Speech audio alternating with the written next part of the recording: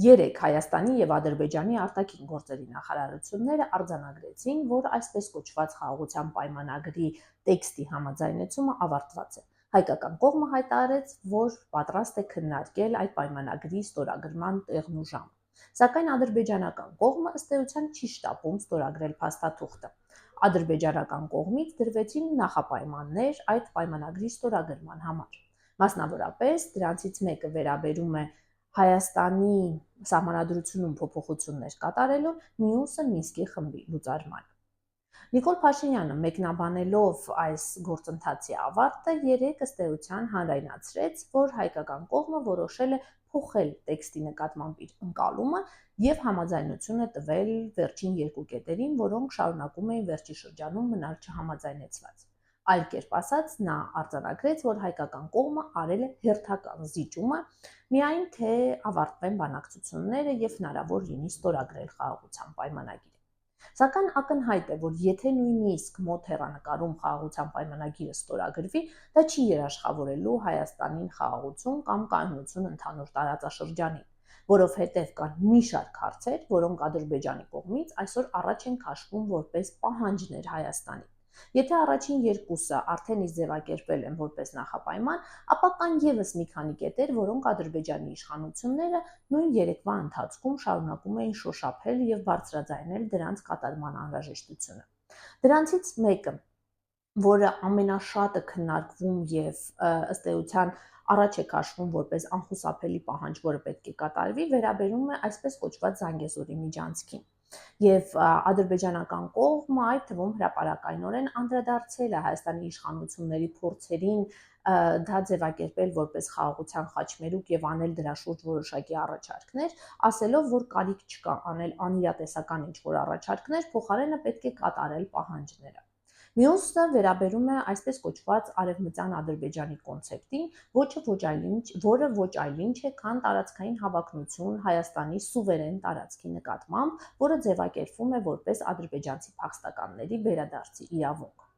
Բացի այդ, Ադրբեջանի նախագահը ընդամենը 3 կրկին խոսում էր Հայաստանին զենք չվաճառելու պահանջի մասին։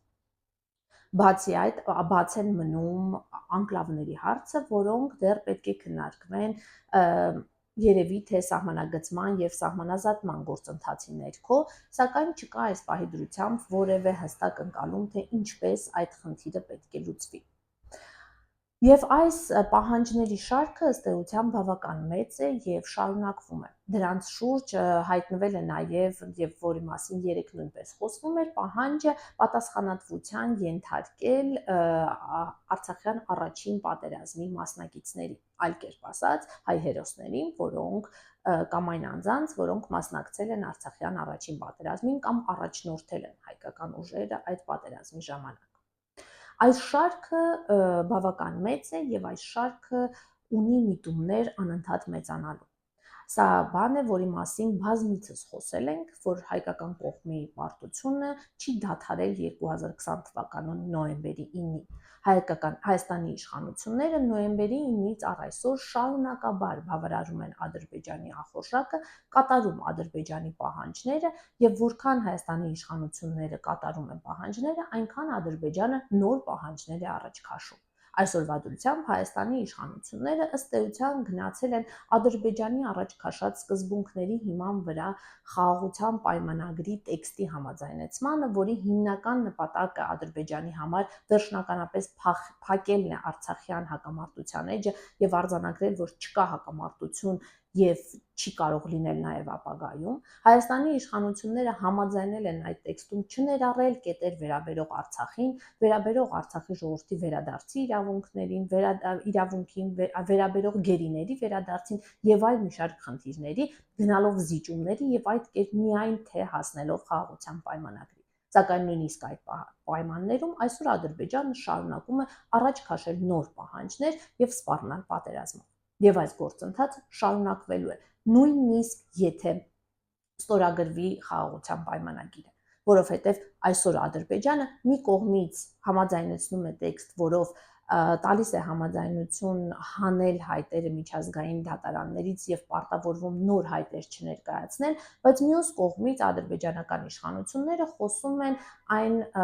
կոմպենսացիայի մասին, որ ակնկալելու են Հայաստանից, իբրև թե Ադրբեջանին այս 30 տարիների ընթացքում պատճառված վնասի դիմաց։ Եվ սա օրինակներից մեկն է։ Այս շարքը շարունակվելու է, քանի դեռ Հայաստանի իշխանությունները